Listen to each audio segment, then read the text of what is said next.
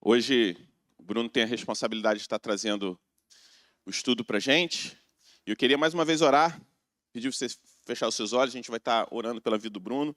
Tenho certeza que o Senhor já preparou uma mensagem e colocou no coração do Bruno para estar compartilhando com a gente. Então, que nós possamos estar atentos a ouvir tudo aquilo que o Senhor quer falar conosco através da vida do Bruno. Vamos orar. Deus Santo, nós te agradecemos, Senhor Deus, pela vida do Bruno, pela forma como ele tem se dedicado, Senhor Deus, no serviço, à tua obra, especialmente nesse ministério, e também sobre a responsabilidade que ele tem nessa manhã de estar nos conduzindo, Senhor Deus, esse estudo, essa palavra, que o Senhor possa usar a vida do Bruno como instrumento para falar aos nossos corações e que a tua igreja possa ser edificada, alimentada por intermédio da vida do teu servo, Senhor Deus. Nós te pedimos que o teu Espírito nos ajude a compreender tudo aquilo que o Senhor quer falar conosco nessa manhã. Assim nós oramos no nome de Jesus. Amém. Obrigado. Bom dia, meus irmãos. É uma alegria enorme estar aqui hoje e, como Cris orou, uma responsabilidade muito grande, né? Trazer a palavra do Senhor, mas responsabilidade também porque eu me sinto um pouco culpado por estar aqui hoje. Isso revela um pouquinho da falta de planejamento desse ministério, porque nós trouxemos 3 preletores com ticket muito alto nos 3 primeiros estudos, né? O Denis, Cris, está fingindo que está no telefone agora, e o Gilvan, né? Isso fez com que nós estourássemos o orçamento do ministério para esse primeiro semestre, e aí eu tive que convidar a mim mesmo para trazer esse estudo hoje. Mas é uma bênção, é uma alegria muito grande estar aqui hoje e trazendo um pouquinho disso que Deus tem colocado no nosso coração. Irmãos, como temos visto, a proposta para esse ano é praticarmos o caminho, né?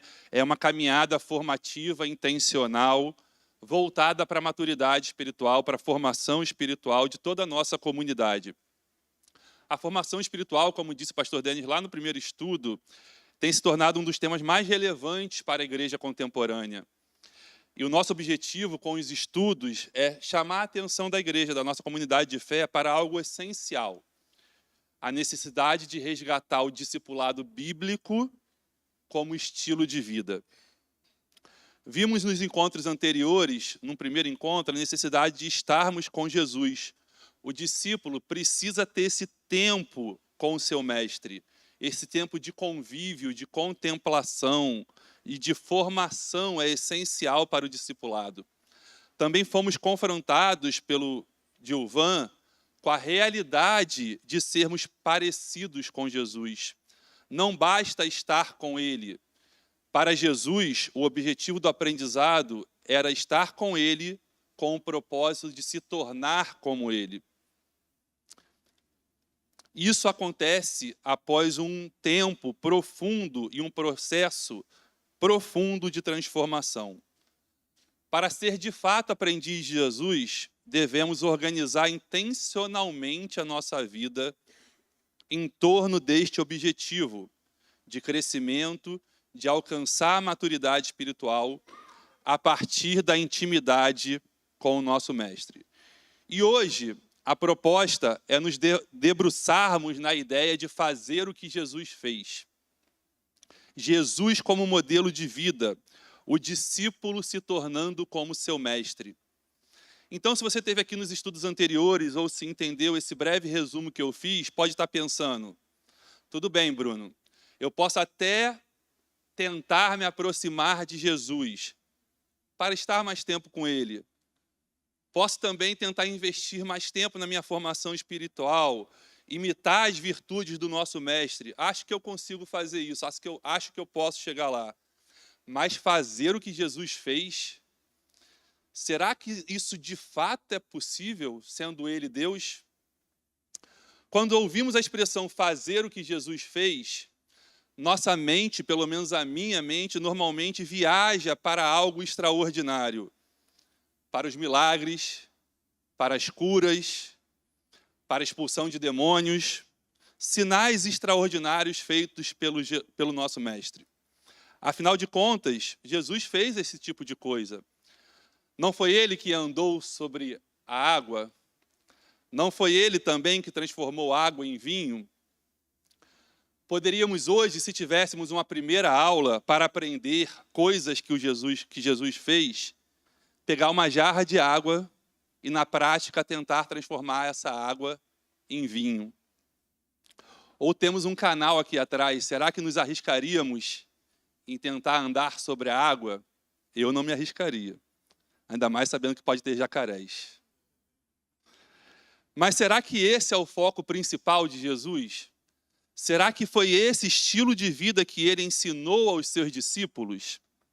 Em resumo, meus irmãos, hoje nós vamos ver que o objetivo final do aprendiz é dar continuidade ao trabalho do seu mestre.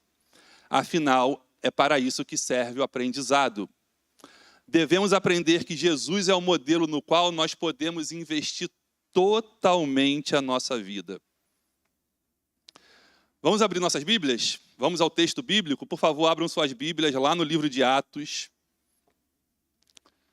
Pode deixar, eu não vou fazer a pregação expositiva que é feita normalmente aos domingos. Eu quero que vocês abram lá em Atos 1. E vamos ler um texto muito conhecido, que é o texto que vai de 1 a 8, do versículo 1 ao versículo 8.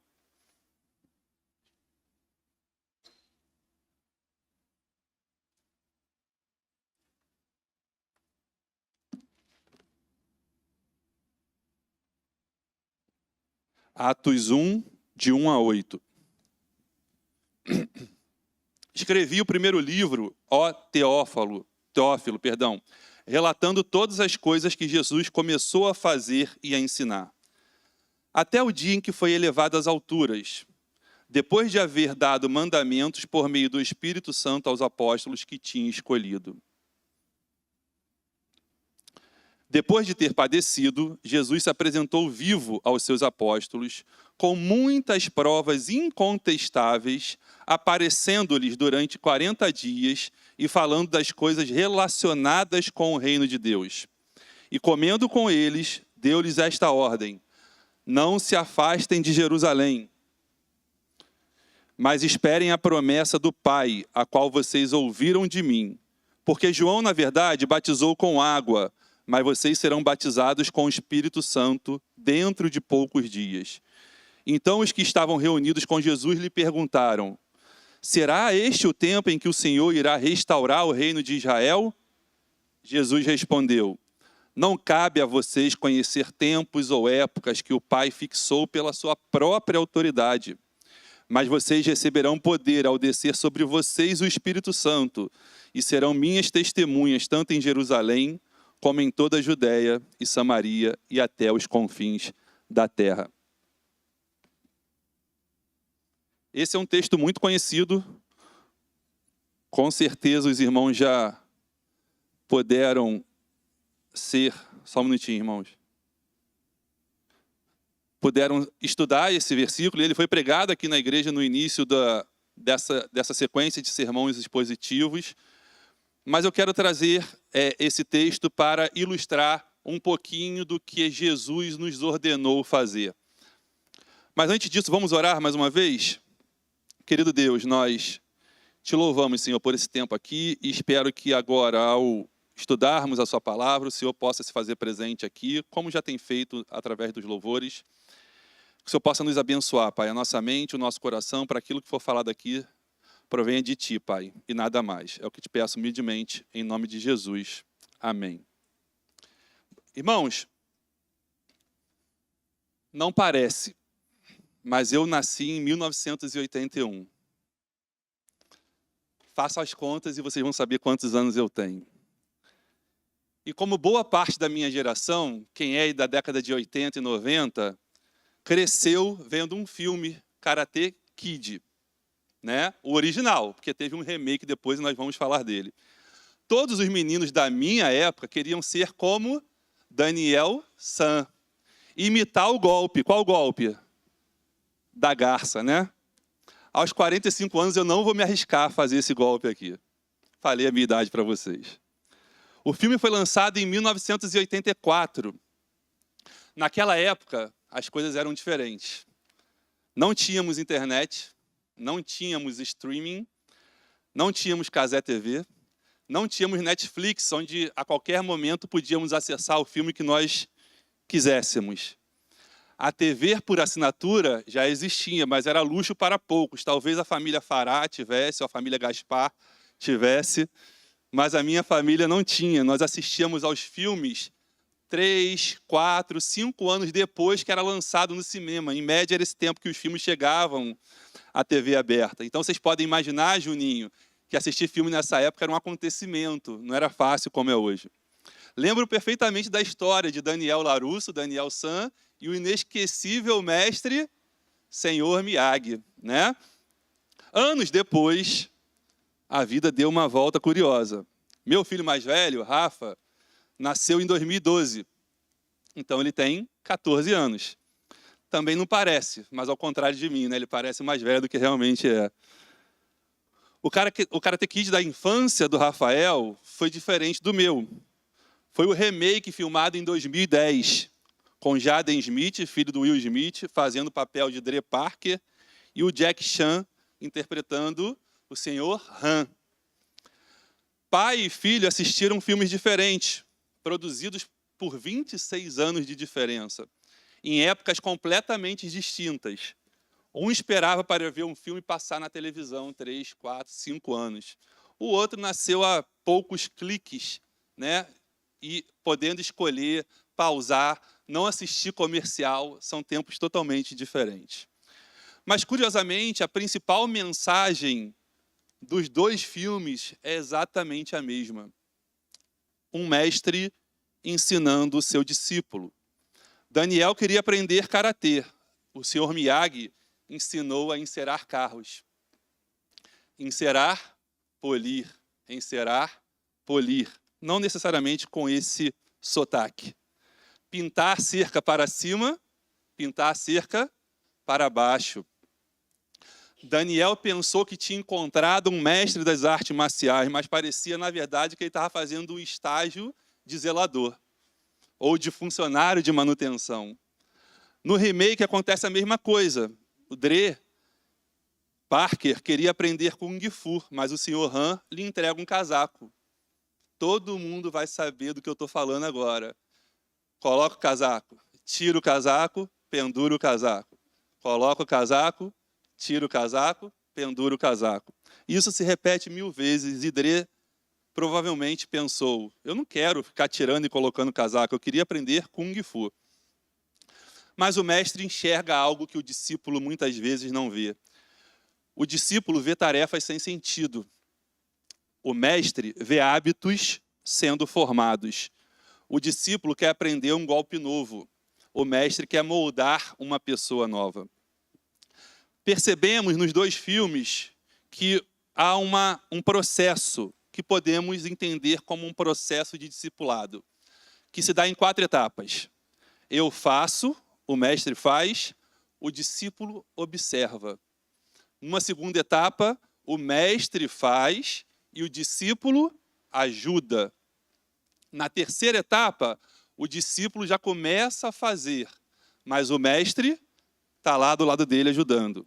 E a última etapa desse processo, o mestre envia o seu discípulo e observa ele fazendo as coisas.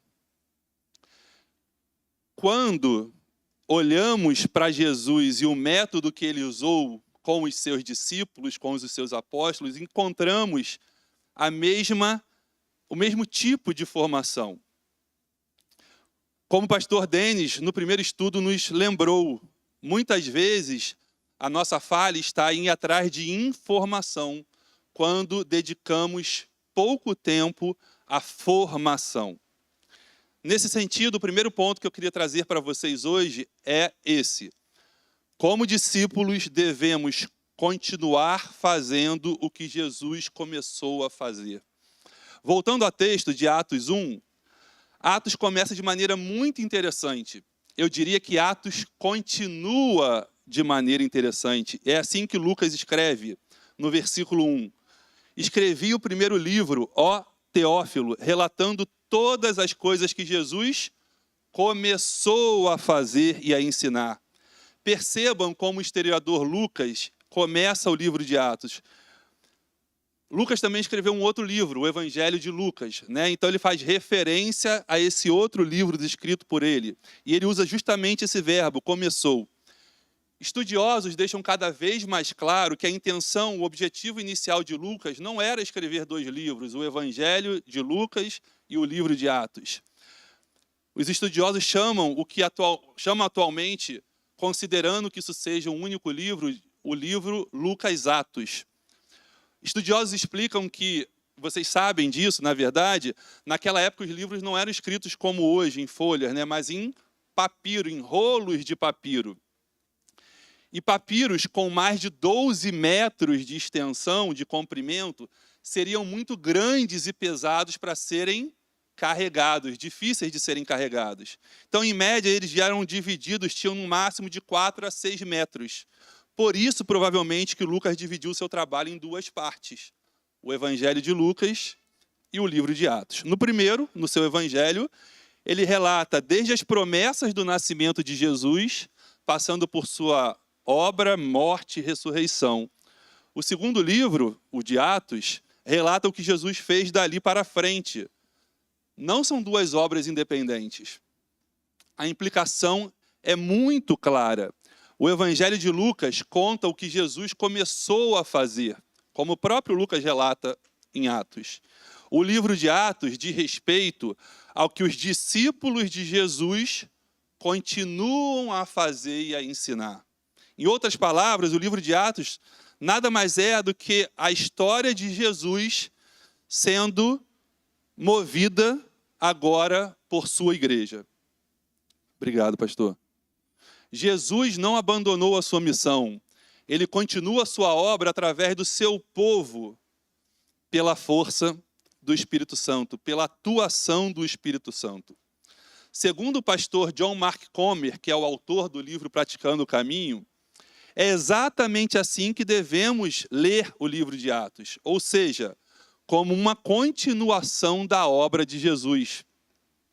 Muitas coisas que vemos Jesus fazendo em Lucas, curando enfermos, expulsando demônios e pregando o Evangelho, também lemos sobre seus discípulos fazendo no livro de Atos.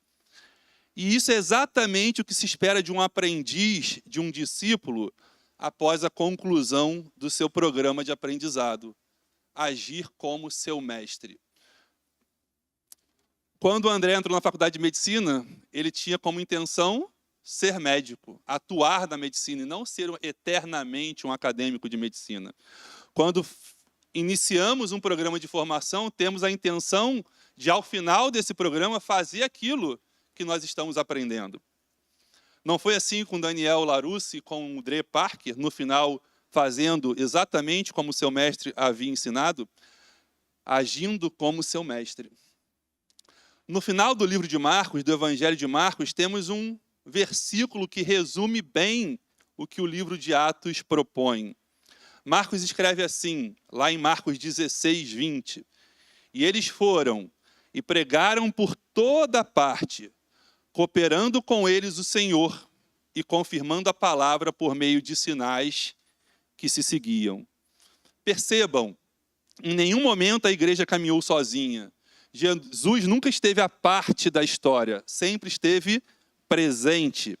E agora, meus queridos irmãos, somos nós aqui reunidos, caminhando juntos, não sozinhos, mas o Senhor cooperando conosco. Nós somos, ao mesmo tempo, resultado da sua obra e os escolhidos para continuar essa obra, com todas as nossas limitações e pecados. Em Cristo, nós temos tudo o que precisamos para, na nossa fraqueza e força dele, continuarmos a tarefa que ele nos ensinou. Esse é o primeiro ponto, meus irmãos. Precisamos continuar a tarefa que ele começou. Isso nos leva para o segundo ponto. Entendendo o processo, a obra é feita por discípulos imperfeitos, por nós. Vamos voltar ao texto?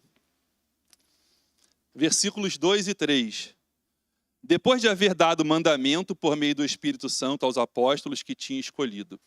E, depois de ter padecido, Jesus se apresentou vivo aos seus apóstolos com muitas provas incontestáveis, aparecendo-lhes durante 40 dias e falando das coisas relacionadas com o reino de Deus.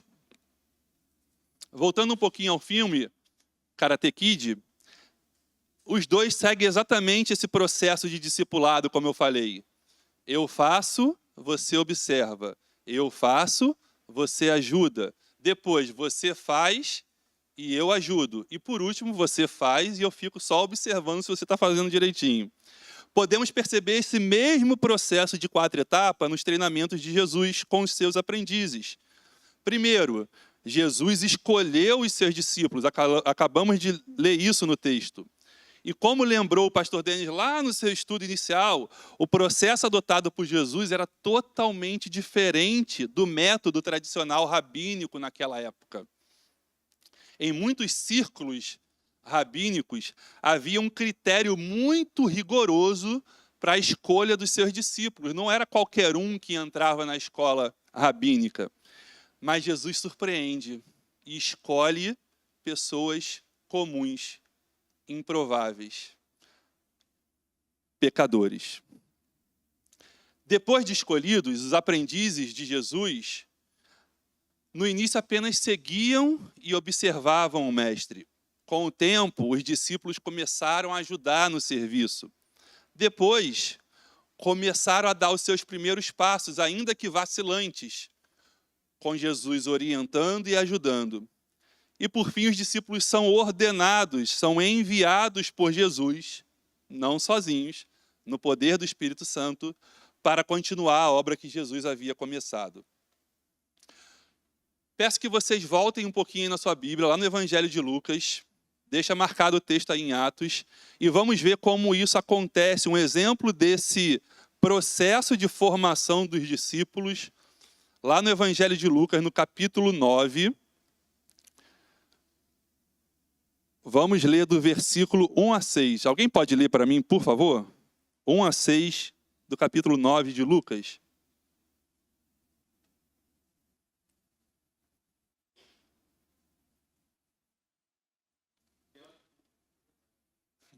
Tendo Jesus convocado os 12, deu-lhes poder e autoridade sobre todos os demônios e para curar a doença. Também os enviou a pregar o reino de Deus e a curar os enfermos. E disse: não levem nada para o caminho, nem bordão, nem sacola, nem pão, nem dinheiro. Vocês também devem ter um costume. Na casa em que vocês entrarem, fiquem ali, e até saírem daquele lugar.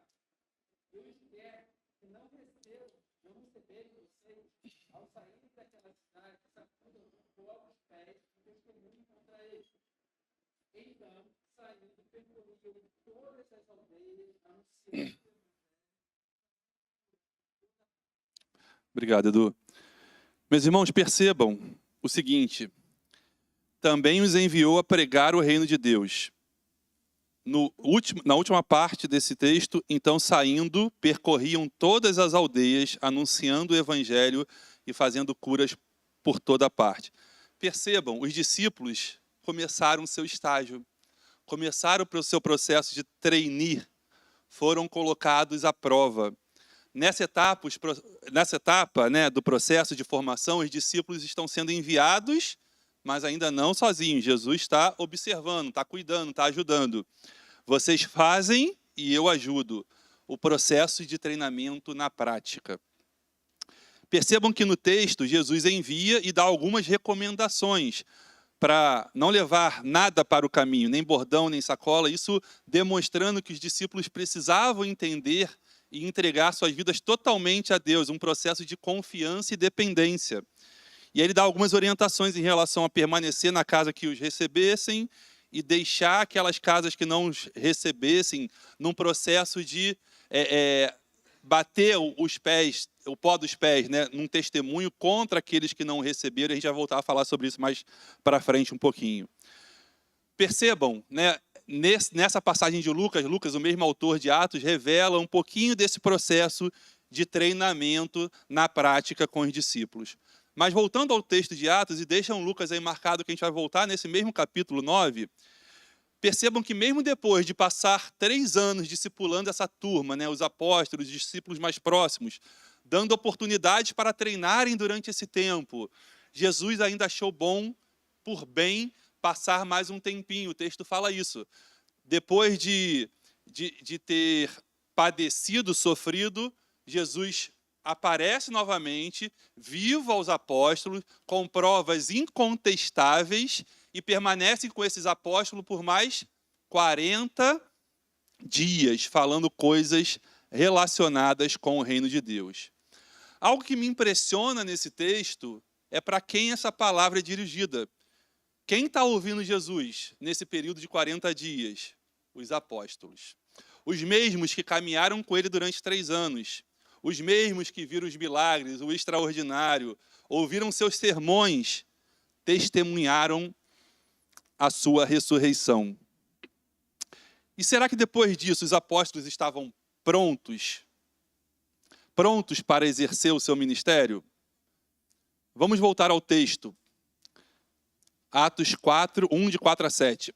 E comendo com eles, deu-lhes esta ordem: não se afastem de Jerusalém, mas esperem a promessa do Pai, a qual vocês ouviram de mim. Porque João, na verdade, batizou com água, mas vocês serão batizados com o Espírito Santo dentro de poucos dias. Então os que estavam reunidos com Jesus lhe perguntaram: será este o tempo em que o Senhor irá restaurar o reino de Israel? Jesus respondeu: não cabe a vocês conhecer tempos ou épocas que o Pai fixou pela sua própria autoridade. Veja a pergunta que eles fizeram para Jesus, os apóstolos: será este o tempo em que o Senhor irá restaurar o reino de Israel? Estudiosos revelam algo muito importante aqui. Mesmo após 40 dias de ensino sobre o reino de Deus, como nós acabamos de ler, era um tempo dedicado exclusivamente quase para os apóstolos. Eles estavam ali sugando na fonte durante 40 dias após a ressurreição de Jesus, e eles ainda tinham dúvida do objetivo principal. Imaginavam uma restauração naquele momento política do Estado de Israel. Ainda possuíam expectativas equivocadas. Ainda não tinham compreendido plenamente a missão. Não foi assim com Daniel San e Dre Parker também? Quando foram confrontados com os ensinamentos, eles também não entenderam a princípio qual era o propósito dos seus mestres. Existe um relato também em Lucas que exemplifica um pouquinho dessa imaturidade por parte dos apóstolos. Lá em Lucas 9, vamos voltar novamente para lá, do verso 51 ao 56. Você lê agora, Cris, para a gente, por favor, do 51 ao 56.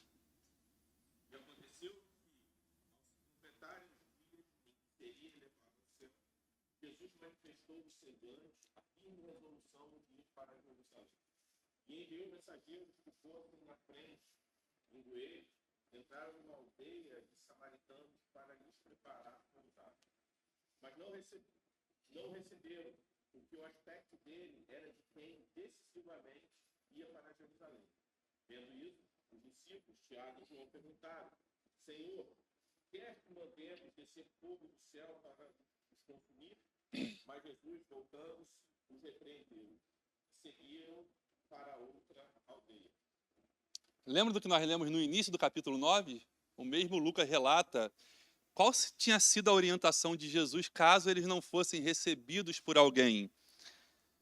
Vou lembrar vocês: na casa em que vocês entrarem, fique ali até saírem daquele lugar. E onde quer que não o recebam, onde quer que não receberem vocês, ao saírem daquela cidade, sacudam o pó do pé em testemunho contra eles. E o que Tiago e João queriam fazer? Tiago e João queriam queimar a aldeia. Existe uma questão histórica de rivalidade entre os judeus e samaritanos que serve como de pano de fundo para essa intenção de Tiago e João. Também existia como pano de fundo a história de Elias, quando manda descer fogo do céu. Existia um pano de fundo bíblico para essa intenção de Tiago e João. Ao vermos esse texto, fica claro que eles ainda não tinham compreendido completamente a missão. Jesus os repreende imediatamente. E o que esse texto, essa imaturidade inicial de Tiago e João, meus irmãos, nos ensina hoje? Como esse texto pode nos ensinar hoje? Não sei vocês, mas muitas vezes eu penso, não estou pronto para fazer essa obra. Eu não tenho, isso então me pega, assim, não tenho conhecimento suficiente para proclamar o Evangelho de Cristo. Eu não sou maduro o suficiente. Olhem para os apóstolos. Eles ainda não tinham compreendido o coração e a missão do Mestre. O objetivo de Jesus era fazer discípulos de todas as nações, não queimar pessoas.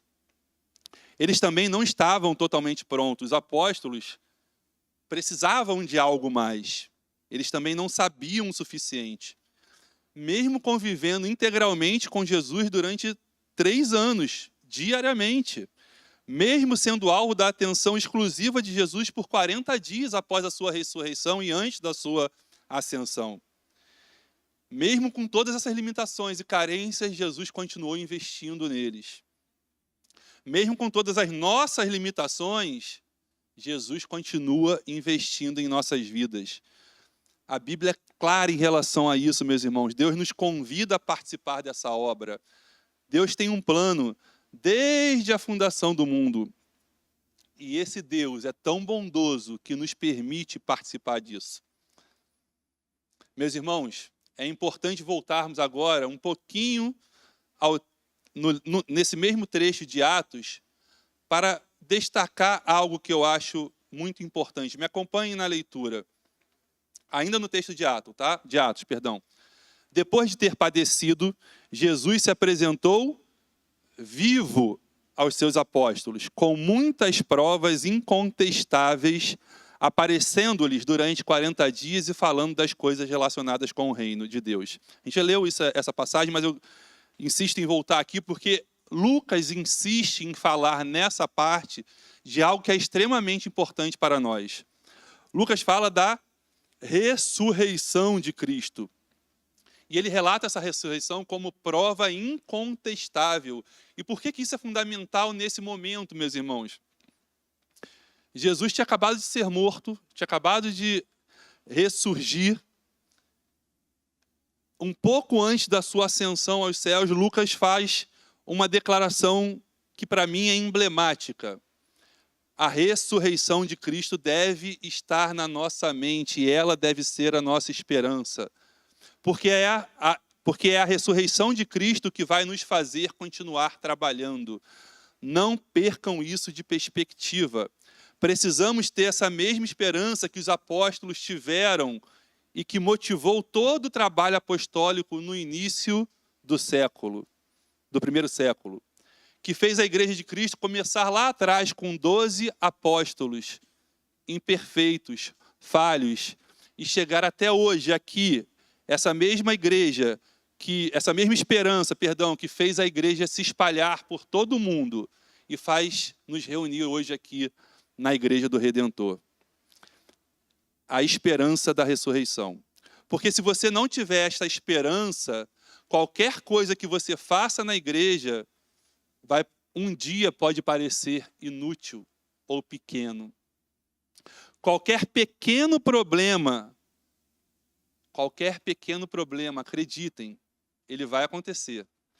Pode parecer muito maior do que ele realmente é, se a gente perder essa esperança de perspectiva.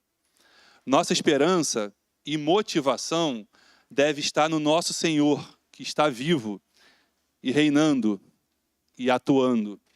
Isso deve moldar a nossa visão de ministério.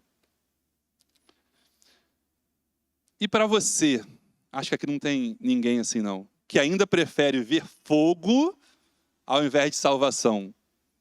Tem crente assim, não tem? Tem crente que adora uma confusão. Aqui não. Tem crente que adora, no popular, ver o circo pegar fogo. Se pudessem, mandaria descer fogo do céu, como os filhos do trovão, Tiago e João, fizeram.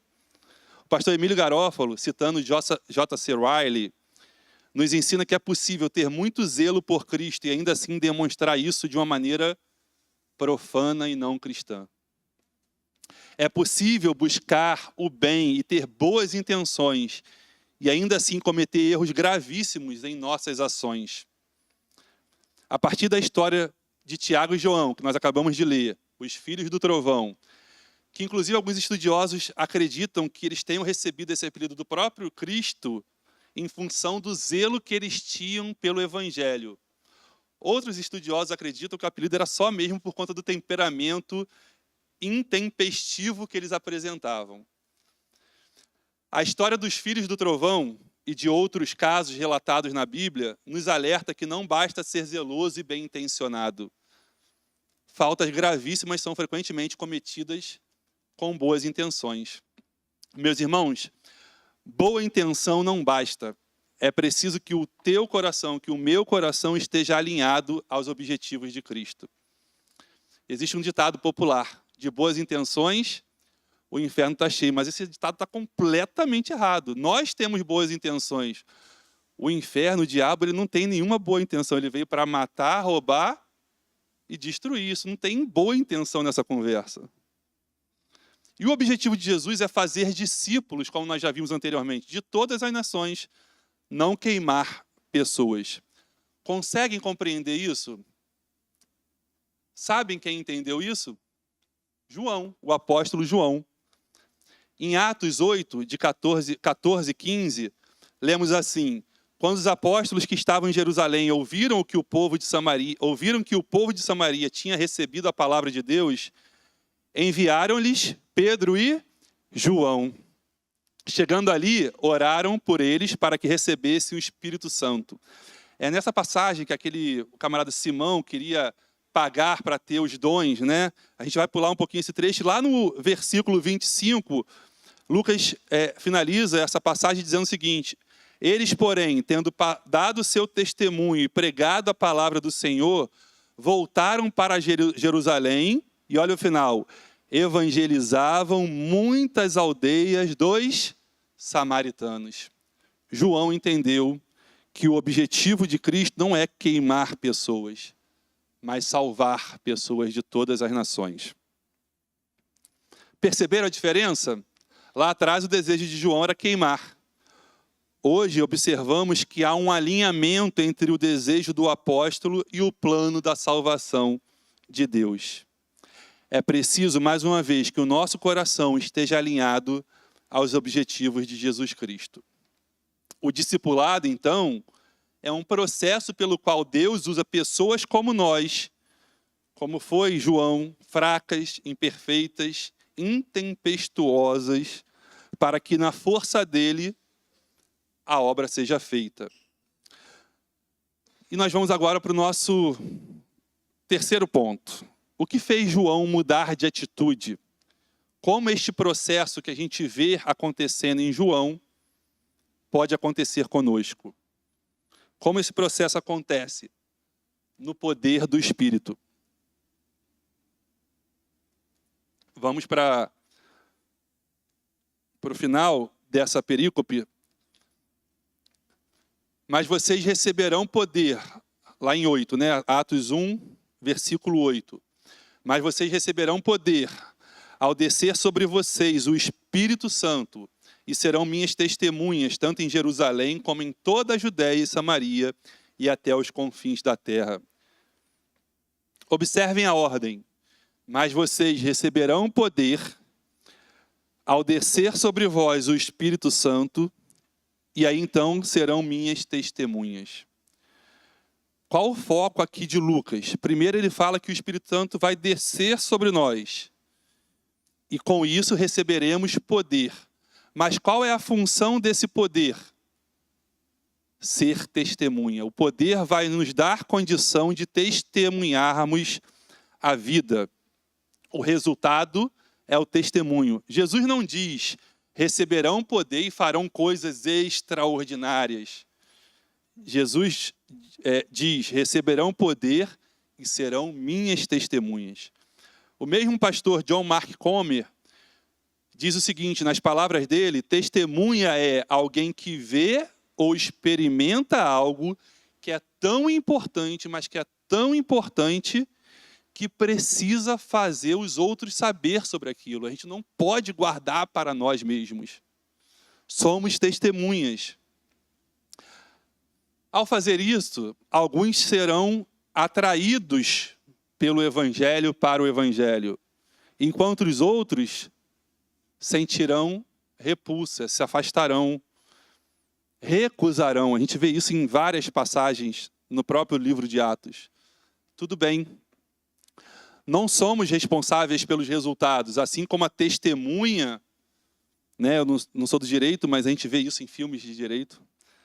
Quando uma testemunha vai lá e testemunha, dá o seu testemunho, ela não é responsável pelo resultado final do julgamento. Nós também não somos testemunhas. Nós somos responsáveis por sermos fiéis. Em filmes, quando a testemunha vai testemunhar, a primeira coisa que ele faz nos filmes americanos é colocar a mão sobre a Bíblia, né, e dizer que vai falar a verdade, somente a verdade. E é esse o nosso papel, sermos fiéis na proclamação do Evangelho. Os resultados cabe ao Senhor. Ele é soberano nesse processo. Nosso trabalho não é salvar pessoas, é dizer como o apóstolo João, lá na carta 1 João, no capítulo 1, no versículo 2, ele diz: nós vimos, fomos testemunhas oculares, testificamos e lhes anunciamos que a vida foi manifestada. Esse é o nosso papel. Salvar é obra do Espírito. Mas espere, existe algo curioso em Atos 1 que eu deixei para o final de propósito. Nessa passagem, Jesus está prestes a ascender. Essa é a última orientação, né? Na verdade, não é orientação, é mandamento. Jesus manda, não é uma sugestão, e precisamos obedecer. Quando não obedecemos, estamos em rebeldia. Jesus diz o seguinte: não se afastem de Jerusalém, mas esperem a promessa do Pai, a qual vocês ouviram de mim. Porque João, na verdade, batizou com água, mas vocês serão batizados com o Espírito Santo dentro de poucos dias. Jesus está se referindo ao dia de Pentecostes. Mas antes disso, ele pede para os discípulos esperarem em Jerusalém. Assim como lá em Lucas nós vimos, ao enviar os apóstolos, ele fala para não levar mantimento, não levar nenhuma segunda túnica, nem bordão, nem nada, para ter dependência de Deus. Os discípulos precisavam entender que a força não vinha deles mesmos, mas na dependência do Espírito Santo. Assim como nós hoje precisamos desta dependência. A obra de Deus não pode ser realizada apenas na força do nosso braço. A obra que Jesus iniciou deve ser continuada por nós, discípulos escolhidos de Deus, ainda que imperfeitos e falhos, não na nossa força, mas no poder do Espírito Santo. Amém? Quando Jesus chamou Simão e André para segui-lo, prometendo fazer deles pescadores de homens, suas palavras não foram apenas uma metáfora confusa, típica de um pregador. No primeiro século, a expressão pescadores de homens, presta atenção, era usada para expressar um título de muita honra concedido aos grandes rabinos. Porque os grandes rabinos, os grandes mestres, tinham a capacidade de capturar a atenção dos ouvintes, de prender a mente e a imaginação dos seus ouvintes. Jesus estava dizendo para André e Simão: aprendam comigo e eu vou ensinar vocês a fazer o que eu faço. Capturar a atenção dos homens falando do poder de Deus. Vamos treinar, fazer o que Jesus fez? Não transformar água em vinho, não andar sobre a água, mas sendo discípulos, nos tornando como nosso mestre. Não porque somos extraordinários, não há força nenhuma no nosso braço, mas podemos fazer isso porque estamos sob o poder do Espírito Santo. Que Deus nos abençoe. Amém? Vamos orar mais uma vez? Senhor, muito obrigado por esse tempo precioso que tivemos aqui diante de Ti e fomos confrontados mais uma vez com a Sua palavra. Que o Senhor possa nos ensinar, Pai, e que possamos aprender de Ti a como ser discípulos, nos tornando cada vez mais parecidos com o Senhor. Que possamos fazer, Senhor, o que o Senhor fez, continuar a Tua obra, não na nossa própria força, porque não somos capazes para isso, mas na força do Espírito Santo. Que o Senhor assim nos abençoe. Amém.